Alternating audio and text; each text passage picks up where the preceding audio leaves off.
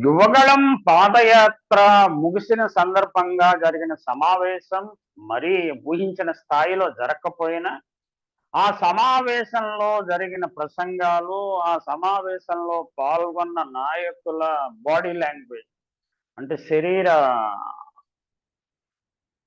ముఖ కళ లేకపోతే శరీరం తీరు అది పరిశీలిస్తే అంటే వాళ్ళు బిహేవ్ చేసిన పరిస్థితి ఇస్తే అంతా టీడీపీకి, జనసేనకు, లేకపోతే చంద్రబాబు నాయుడుకు, పవన్ కళ్యాణ్‌కు, లోకేష్‌కు, పవన్ కళ్యాణ్‌కు పూర్తి స్థాయి వేవ్ లెంగ్త్ మ్యాచ్ జరగలేదన్న అభిప్రాయం కలుగుతుంది. అయితే దాని ముఖ్యంగా ఆయన ఈ యువగళం సమావేశ అనంతరం ఇచ్చిన ఇంటర్వ్యూలలో ముఖ్యమంత్రి అభ్యర్థి చంద్రబాబు నాయుడే, ఎటువంటి సందేహం లేదు. చాలా స్పష్టంగా చంద్రబాబు నాయుడే ముఖ్యమంత్రి. There is no second thought, రెండో ఆలోచనే లేదు. పవన్ కళ్యాణ్ కూడా అనేక సార్లు చెప్పారు, సమర్థవంతమైన నాయకత్వం కావాలి, అనుభవం ఉన్న నాయకుడు ఇప్పుడున్న పరిస్థితుల్లో అవసరమని చాలా స్పష్టంగా చెప్పారు. దేర్ ఈజ్ నో అంబిగ్యూటీ, ఈ విషయంలో ఎటువంటి సందిగ్ధము లేదని, ఎటువంటి సందిగ్ధం లేకుండా లోకేష్ చెప్పారు.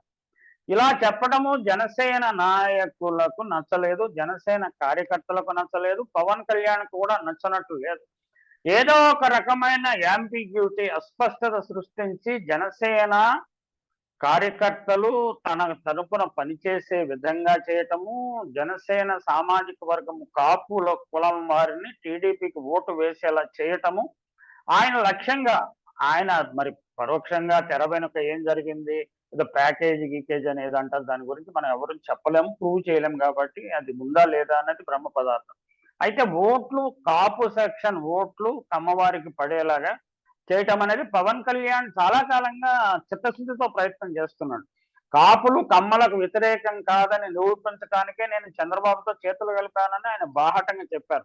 అయితే హిస్టారికల్ గా రంగా హత్య తరువాత జరుగుతున్న పరిణామాల దృష్ట్యా కాపు కులం వారు కమ్మవారికి ఓటు వేస్తారు, కమ్మవారు కాపు పార్టీగా ఉన్న జనసేన అభ్యర్థికి ఓటు వేస్తారనేది ఇప్పటికీ సందిగ్ధత వేయడం లేదు.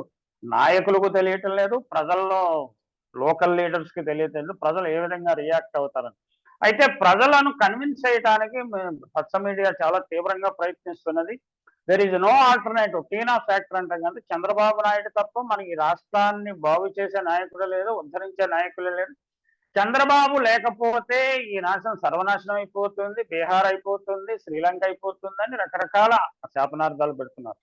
అంటే ఆ విధమైన ప్రచారాన్ని నమ్మే వారి సంఖ్య రోజు రోజుకి తగ్గిపోవటం, అలాగే చంద్రబాబు నాయుడు ఇటీవల అనేక కేసుల్లో ఇరుక్కోవటము, జైల్లోకి వెళ్ళటం, ఈ చంద్రబాబు నాయుడు తప్ప ఇంకేం దిక్కు లేదా తెలుగుదేశం పార్టీకి అనే ప్రచారం జరుగుతుంది. మా నాయకుడికి అవకాశం ఇస్తే మా నాయకుడు అద్భుతాలు చేసి చూపిస్తాడని జనసేన నాయకుని అభిమానులు అభిప్రాయపడుతున్నారు. ఈ నేపథ్యంలో, ఈ విచిత్రమైన నేపథ్యంలో కేఎస్ఎస్ కాపు సేవా సమితి నాయకుడు హరిరామ జోగయ్య, మాజీ హోంమంత్రి, మాజీ మంత్రి హరిరామ జోగయ్య ఒక లేఖ రాశారు.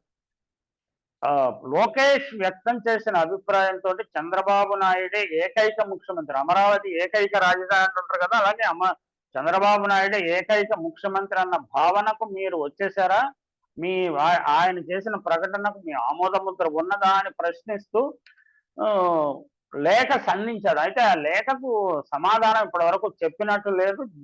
అమ్మెమ్మే బెబ్బెబ్బే అన్నట్టుగా ఏదో సమాధానం చెప్పుండొచ్చు కదా. తెలంగాణలో ఓటమి తరువాత Telugu Desam party Pawan Kalyan is an expendable pawn, అవసరం లేకుండా పక్కకు తీసే కరివేపాకు లాంటి వాడుగా భావిస్తున్నట్లుగా ఉన్నది.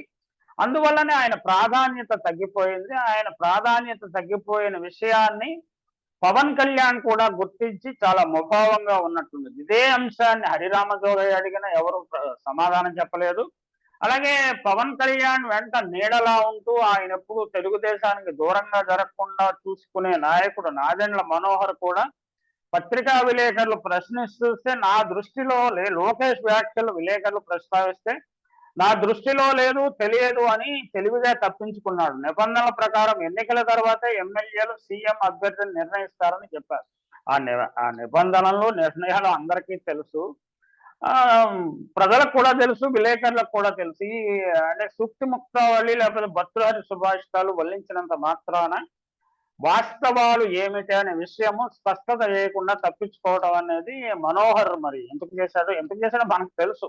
అంటే ఈ హాజ్ నో ఆన్సర్ అండ్ ప్రజలను క్రమక్రమంగా there is no alternative to Chandrababu అనే అభిప్రాయాన్ని కలిగించడానికి ప్రయత్నాలు జరుగుతున్నట్లు కనుక నిజానికి పొత్తుపై టీడీపీతో ఏ చర్చ జరిగినా జనసేన తరఫున పవన్ పక్కన నాదెండ్ల మనోహర్ మాత్రమే ఉండేవారు.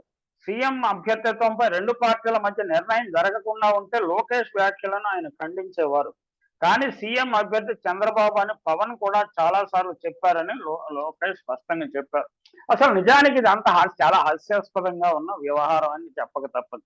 అంటే ఆలు లేదు చూలు లేదు, అల్లుడి పేరు సోమలింగం అనేది ఒక తెలుగులో సామెత. కొంతమంది ఆలు లేదు చూలు లేదు, కొడుకు పేరు సోమలింగం అంటారు.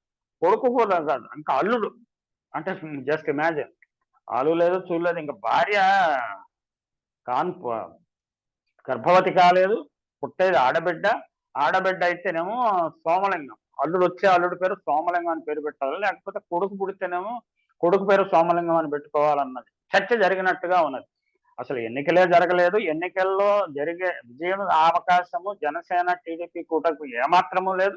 అయినా వీరు ముఖ్యమంత్రి పదవుల కోసము పొట్లాడుకుంటున్నారని చెప్పలేం, కానీ వివాదాస్పదం అవుతున్నది. స్పష్టత లేదు. అసలు ఏ నియోజకవర్గాలు ఎన్ని సీట్లు ఇస్తారో స్పష్టత లేదు, ఏ నియోజకవర్గాలు ఇస్తే స్పష్టత లేదు. పవన్ కళ్యాణ్, చంద్రబాబు నాయుడు, లోకేష్ ఏ నియోజకవర్గాల్లో పోటీ చేస్తారో స్పష్టత. లోకేష్ కొంతవరకు ఇచ్చాడు మంగళగిరి అని, ఆయన కుప్పం కాబట్టి ఈయన నియోజకవర్గం ఏదో ఒకసారి భీమవరం అని, ఒకసారి తాడేపల్లిగూడెం, ఒకసారి గాజువాక అని ఏదో రకరకాల ప్రచారాలు జరుగుతున్నాయి. ఎక్కడ కూడా స్పష్టత లేకపోవటం అనేది, అలాగే ముఖ్యమంత్రి పదవిని ముందు 2.5 సంవత్సరాలు లోకేష్ పవన్ కళ్యాణ్, 2.5 సంవత్సరాలు చంద్రబాబు, లేకపోతే 5 సంవత్సరాలు చంద్రబాబు, ముందు చంద్రబాబు తర్వాత పవన్ కళ్యాణ్, ఇవన్నీ చర్చించడం అనేది తిరిగి పుందేటి కొమ్ము సాధించవచ్చు, తివిరి ఇసుమున తైలంబు తీయవచ్చు అన్నట్టు పనికిమాలిన చర్చ అనమాట. ఈ చర్చ ఇలా జరుగుతుంది. ఏంటంటే రాజకీయాల పట్ల ప్రజల్లో పిచ్చి బాగా ముదిరిపోవటం వల్ల రాజకీయాల గురించి రాస్తేనే, మాట్లాడితేనే, టీవీలో డిస్కషన్ పెడితేనే జనం చూస్తున్నారు. ఈ జనం చూడటం వల్ల ఇప్పుడు నిరంతరం చర్చ జరుగుతుంది. ఈ చర్చ ఎన్నికల ఏదో మార్చిలో జరిగిపోతాయి, ఫిబ్రవరిలో జరిగిపోతాయి అంటూ కూడా ప్రచారం చేశారు. ఇప్పుడు ఎన్నికలు ఏప్రిల్లోనే జరుగుతాయని కూడా వచ్చింది. ఈ రకరకాల ఊహాగానాల సందర్భంలో ఇప్పుడు ఈ ముఖ్యమంత్రి ఎవరు, ఈయన అధికారంలో వచ్చేసినట్టు, మెజారిటీ వచ్చేసినట్లు ఈ చర్చ అంటే మన వాళ్ళు టీవీల్లో ఏం చర్చ జరుగుతుందో మనకు తెలుసు కదా. ఇదంతా పనికిమాలిన చర్చ చేస్తూనే ఉన్నారు. ఈ చర్చ ఇలాగే సాగుతుంటుంది ఎన్నికలు అయ్యే వరకు. ఎన్నికల్లో ఓటమి తర్వాత మాత్రమే ఈ చర్చ చల్లారుతుందని మనం భావించాల్సి ఉంటుంది. ఏదేమైనా good luck Chandrababu Naidu, good luck Pavan Kalyan, good luck Lokesh Babu. నిజానికి లోకేష్ బాబును ముఖ్యమంత్రి చేస్తారా లేదా అనే చర్చ జరగాల్సిన తరుణంలో చంద్రబాబే మా నాన్నగారే ముఖ్యమంత్రి అని ఈయన చెప్పేస్తున్నాడు. ఎందుకంటే లోకేష్ ముఖ్యమంత్రి అభ్యర్థిగా దిగితే ఓటర్లు మరింత దూరం నెట్టేస్తారేమో అనే భయం కూడా పట్టుకున్నట్టుంది తెలుగుదేశం పార్టీకి. అందువల్లనే మీడియా చర్చ దీని వైపు పెట్టింది. ఏం జరుగుతుందో చూడాలి.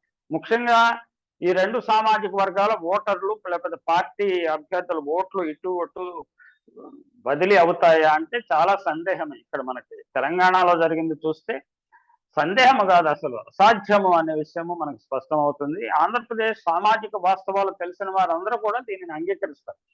ఇర్రెకన్సైబుల్ డిఫరెన్సెస్ ఉన్నాయి.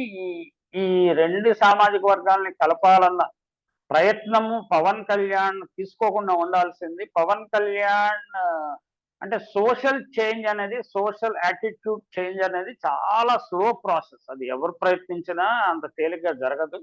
పవన్ కళ్యాణ్ తీసుకున్నాడు, ఆయనకి అవగాహన తక్కువ, ఆవేశం ఎక్కువ కాబట్టి ఇలాంటివి తీసుకుని బొక్కబోర్ల పడ్డాడు. రానున్న ఎన్నికల్లో కూడా తప్పకుండా బొక్కబోర్ల పడతాడు అనటంలో ఎటువంటి సందేహం లేదు.